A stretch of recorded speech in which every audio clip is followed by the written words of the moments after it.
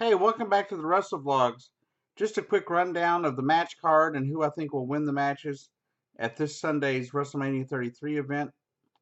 Of course, WrestleMania 33 kicks off at roughly, I believe, 6 p.m. Central Time on the WWE Network, with the kickoff show that runs 2 hours before that.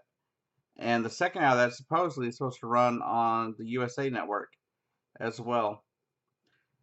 But let's get started with the matches that are supposedly going to be on the kickoff show, even though one of them, I'm not really sure why it would be on the kickoff show and not on the main, the main card. But as with every pay-per-view, you never know which matches will actually end up on the kickoff show. These are just the projected matches and where they'll be.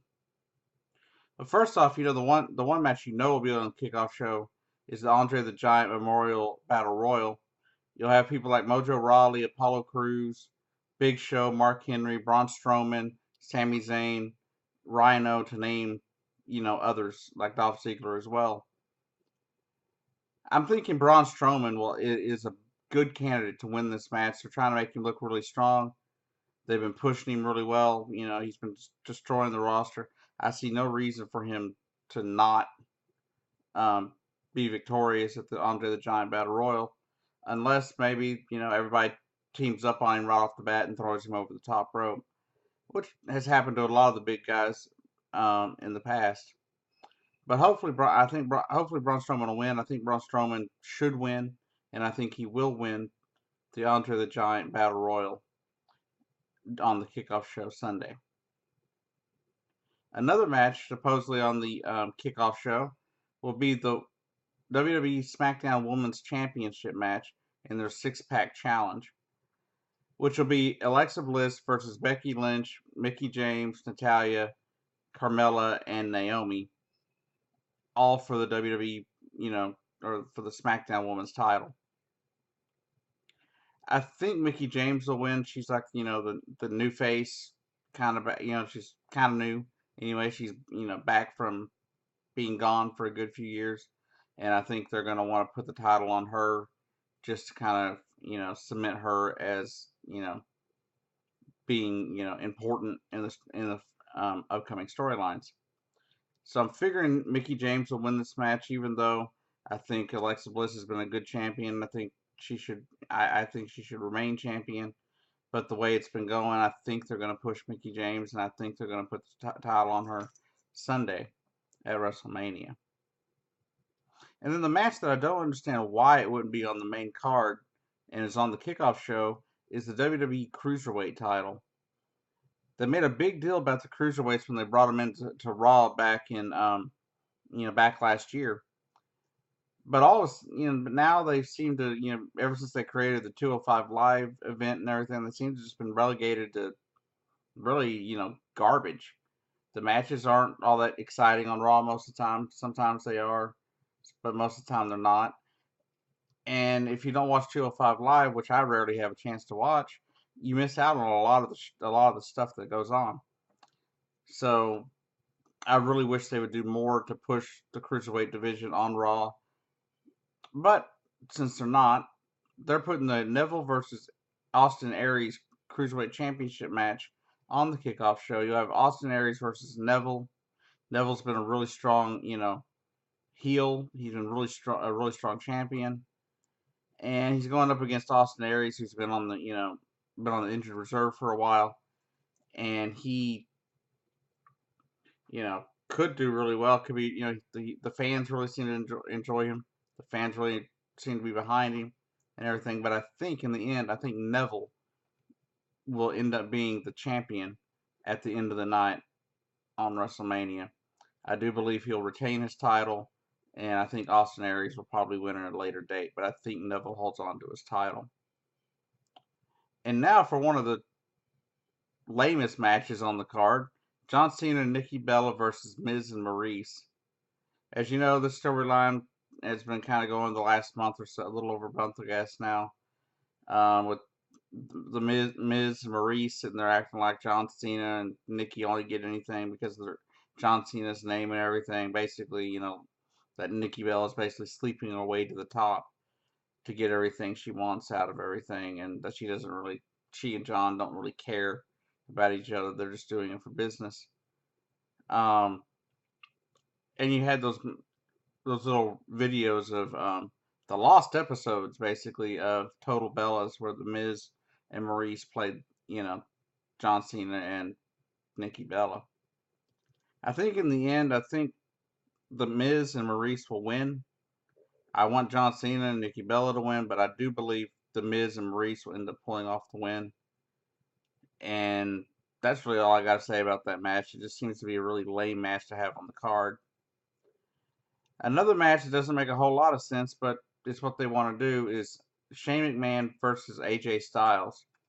First off, AJ Styles being relegated to a match against Shane McMahon doesn't make a lot of sense to me, because AJ Styles is one of the best wrestlers in the industry today, and yet he's only his second WrestleMania event that he's going to be at, he's relegated to fighting Shane McMahon.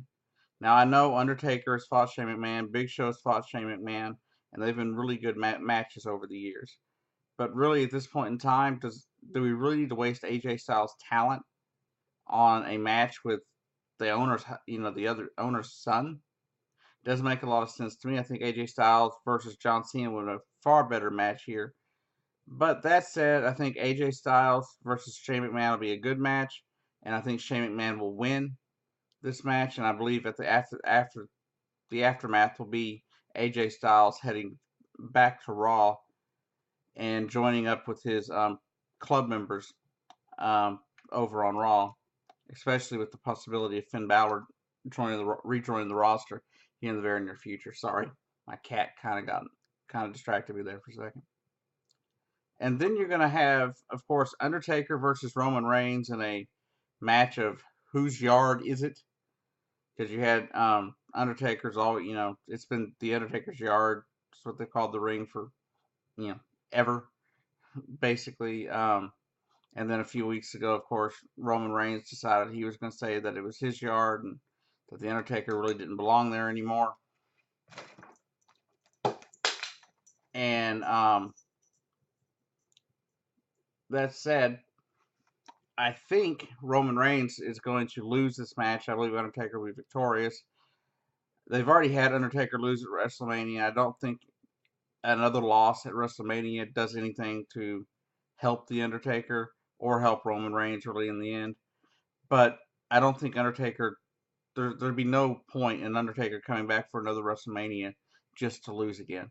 It wouldn't make any sense to me. So I think Undertaker will win this match, and I think that'll be about all that can really be said about it. I think Undertaker will win, and it'll be another hole for another soul. And that's about it. Now, moving on to what I see is one of the bigger matches of the night, which is Seth Rollins versus Triple H in the non-sanctioned match. Of course, they're going on the storyline that Seth Rollins isn't cleared to wrestle, and that the Triple H, when he attacked Triple H a few weeks ago, that that blow to the knee really set him back, and that he's not going to be able to wrestle at WrestleMania, and that no doctor would clear him. So it's kind of a non-sanctioned, anything goes kind of match. Who knows who's going to win this one? My pick is going to be Seth Rollins, just because of the way things are going. The crowd's really behind him, and they're going to want Seth to look strong going forward, whether or not Triple H keeps wrestling or not. They're going to want Seth Rollins to look strong, at least to fight against Stephanie McMahon and Triple H and all their little cronies going on there with between who is it, Samoa Joe and all their other lackeys. That said, like I said, I think Seth Rollins wins the match, and I think that sets them up for a good story going into SummerSlam and into Survivor Series. Then that takes us to the Raw Women's Title match, which is a Fatal 4-Way match, which was a Fatal 4-Way match. Now it's a Fatal 4-Way elimination match as of this week. And it's Bayley versus Charlotte versus Sasha Banks versus Nia Jax. I think Nia Jax will pull off the win here. I think it's about time for her to her to win the title.